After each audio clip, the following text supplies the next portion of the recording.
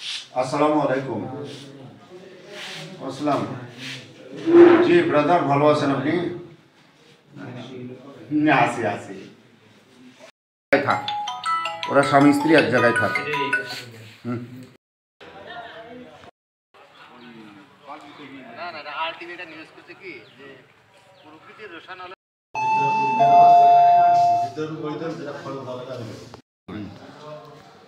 ফুলবাড়ী থানাধীন বালাহাট বিইউপি ক্যাম্পের বিজিবির একটি টহল টিম অদ্য 19/1/2025 তারিখ 14:15 গজেরকুটি কালী মন্দিরের সামনে ভারতীয় নাগরিক শ্রী সৌরভ কুমার সাপুই ও রেশমা মণ্ডল ও বাংলাদেশি নাগরিক মোহাম্মদ ইউসুফ আলীকে ভারত থেকে অবৈধভাবে বাংলাদেশে অনুপ্রবেশের সময় হাতে নাতে গ্রেপ্তার করে।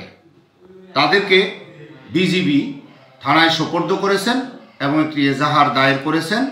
অবৈধ অনুপ্রবেশের দায়ে এই তিনজনের বিরুদ্ধে ফুলবাড়ী থানায় একটি মামলা দায়ের প্রক্রিয়াধীন আছে।